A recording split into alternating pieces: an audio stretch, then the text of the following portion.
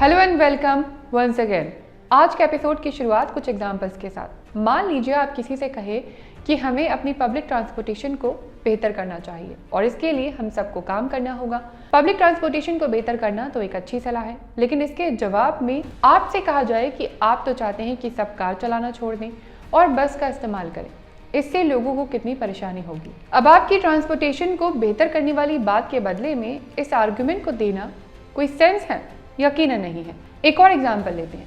Social media हमारी mental health पर किस तरह असर डाल रही है, इस पर कई रिसर्च सामने आई है। रिपोर्ट के मुताबिक जो लोग 2 घंटे से ज़्यादा वक्त सोशल मीडिया पर बिताते हैं उन्हें साइकोलॉजिकल स्ट्रेस होने के चांसेस भी बढ़ जाते हैं। और इंडिया में तो सोशल मीडिया के यूज से जुड़ा डेटा अलार्मिंग होता जा रहा है। हमने इस टॉपिक पर कई एपिसोड्स में बात की है, आप इन एपिसोड्स को देख सकते हैं। ऐसे में सोशल मीडिया यूज ना करने वाले शख्स को कहा जाए कि आपको भी सोशल मीडिया प्लेटफॉर्म पर होना चाहिए, उसे यूज़ करना चाहिए, क्योंकि आजकल सभी इसे यूज़ करते हैं। लेकिन किसी चीज़ की पॉपुलैरिटी या उसे यूज़ करने वालों का बढ़ता नंबर आपकी ज़िंदगी में उस चीज़ की ज़रूरत तय नहीं करता है। एक और एग्जाम्पल लेते हैं। आप किसी प्रोडक्ट को, किसी भी चीज़ को कोई इसलिए सबसे अच्छा बोले क्योंकि उस इंसान का फेवरेट सेलिब्रिटी उस प्रोडक्ट का ऐड करता है। तो क्या किसी सेलिब्रिटी के ऐड करने से कोई भी प्रोडक्ट बेस्ट हो जाता है? यकीनन नहीं। हाँ, लेकिन एडवर्टाइजमेंट की दुनिया में सेलिब्रिटी एंडोर्समेंट के जरिए कंज्यूमर्स के दिमाग को जरूर जीता जाता है। दरअसल ये एग्जांपल्स हैं लॉजिकल फैलेसीज के। हम अपनी हर रोज की कॉन्वर्सेशन में, डिबेट में, डिस्कशन में अपनी बातों को मनवाने के लिए जाने अनजाने में इन लॉजिकल फैलेसीज का यूज करते हैं और कई बार इन लॉजिकल फैलेसीज की वजह से किसी और की बातों में भी आ जाते हैं। दोनों ही सिचुएशंस में नुकसान हमारा है। बहुत से लोगों ने लॉजिकल फैलेसीज या लॉजिकल रीजनिंग को किताबों में पढ़ा होगा, लेकिन इनका एग्जिस्टेंस सिर्फ किताबों या एग्जाम तक नहीं है, बल्कि इनकी मौजूदगी हमारी डेली लाइफ में भी है। लेकिन लॉजिकल फैलेसीज का पता कैसे लगेगा, कैसे हम इससे बच सकते हैं, आज बात इसी पर। एक होता है गुड आर्गुमेंट्स और एक होता है गुड लुकिंग आर्गुमेंट्स। हम जब बात करते हैं, कोई डिस्कशन या डिबेट करते हैं या टीवी पर देखते हैं, तो जाने अनजाने में डिबेट जीतने के लिए अक्सर एक्सपर्ट्स भी लॉजिकल फैलेसीज का तो यूज करते ही हैं या फिर लॉजिकल फैलेसीज में फंस जाते हैं।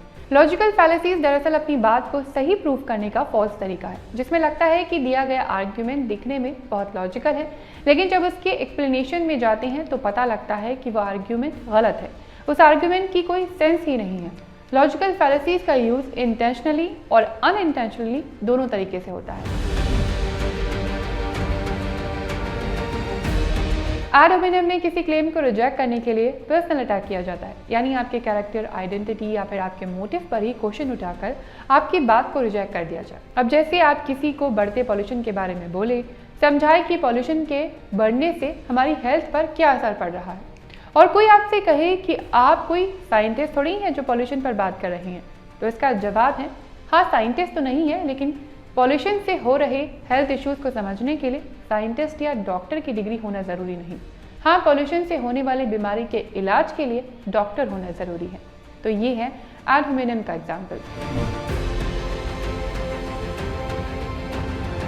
ये पॉलिसी तब आती है जब डिबेट में आपके आर्ग्यूमेंट को मिसरिप्रेजेंट किया जाए, ओवर सिंप्लीफाई किया जाए या फिर डिस्टॉर्ट करके पेश किया जाए, या फिर आपकी बातों को एग्जैचुरेटेड करके बताया जाए ताकि आर्गुमेंट ही कमजोर नजर आए। इसे एग्जांपल से समझते हैं। जैसे कि आपने कहा कि जितने शुगर वाले ड्रिंक्स मार्केट में अवेलेबल हैं उन्हें रेगुलेट करने का काम करना चाहिए ताकि पब्लिक हेल्थ को इम्प्रूव किया जा सके। अब इसके जवाब में कोई कहे कि आप चाहते हैं कि उनके फेवरेट फूड या ड्रिंक को बैन कर दिया जाए ताकि वो इंजॉय ना कर सकें, और ये बात उन्हें बिल्कुल पसंद नहीं आई, तो ये होगी स्ट्रॉ मैन फैलेसी, क्योंकि ओरिजिनल आर्गुमेंट सभी चीज़ों को बैन करने के बारे में नहीं है, बल्कि रेगुलेट करने के बारे में। लेकिन अब डिबेट होगी बैन के ऊपर, क्योंकि इस तरह की फैलेसी को देकर डिबेट को डाइवर्ट किया जाता है। इसका एक और एग्जाम्पल है। मान लीजिए आप कहें कि एम्प्लॉयज़ की हेल्थ और वेलबींग के लिए वर्किंग आवर्स कम करने पर काम किया जाना चाहिए। अब इसका जवाब मिले कि अगर वर्किंग आवर्स कम हो जाएंगे तो कोई काम वक्त पर नहीं होगा और इससे कंपनीज बैंकरप्ट हो जाएंगी। अब इसमें वर्किंग आवर्स काम करने वाली बात को एक्सैचुरेट करके कंपनी के नुकसान के साथ जोड़ दिया गया, जिससे एम्प्लॉयज वेलबींग को लेकर जो ओरिजिनल आर्गुमेंट था उसका मीनिंग ही खत्म हो गया।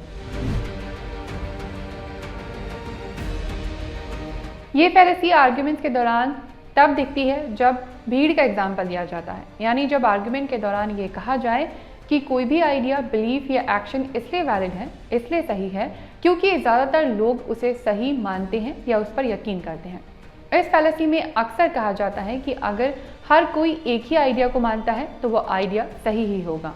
अब किसी चीज़ का सही गलत होने का आर्ग्यूमेंट ये नहीं होता कि ज़्यादातर लोग उस बात में यकीन रखते हैं, बल्कि किसी चीज़ का सही या गलत होने का पैमाना होता है एविडेंस। उस थॉट, आइडिया या एक्शन के फेवर में कितने सबूत हैं, कितने एविडेंस उस आर्ग्यूमेंट को सपोर्ट करते हैं। जब बैंडवैगन पॉलिसी की बात आती है तो सबसे बेहतर एग्जाम्पल है गैलीलियो का। अब 16वीं सेंचुरी से पहले तक जानकारी की कमी की वजह से ज़्यादातर लोग यही मानते थे कि अर्थ हमारे यूनिवर्स का सेंटर है और सारे प्लैनेट्स और सन अर्थ के चारों तरफ घूमते हैं। लेकिन पहले कोपर्निकस और फिर गैलीलियो ने अपनी रिसर्च से ये साबित किया कि अर्थ एक प्लैनेट है जो अपनी ऑर्बिट पर घूमते हुए बाकी प्लैनेट्स की तरह सन के चारों तरफ चक्कर लगाती है। तो इतने सारे लोगों के कहने से यूनिवर्स नहीं बदल गया, बल्कि एविडेंस के बेस पर यूनिवर्स का सच सामने आया और उसे मानना पड़ा। तो कुछ लोग आर्ग्यूमेंट्स जीतने के लिए बैंडवैगन पॉलिसी का सहारा लेते हैं, लेकिन इस तरह की फैलेसी से बचने का एक ही तरीका है कि अपनी ओरिजिनल आर्ग्यूमेंट को क्लैरिफाई करें और डिस्कशन वापस टॉपिक पर लेकर आए। अब इस तरह की लॉजिकल फैलेसी से जो एक्चुअल मीनिंगफुल डिस्कशन होना चाहिए वो नहीं हो पाता है। बेवजह के मुद्दों पर बहस होती है और रियल आर्ग्यूमेंट्स में हम इंगेज नहीं हो पाते हैं, जिससे सिर्फ मिसअंडरस्टैंडिंग ही बढ़ती है। लेकिन लॉजिकल फैलेसी का पता लगाकर हम इन गलतफहमियों से बच सकते हैं।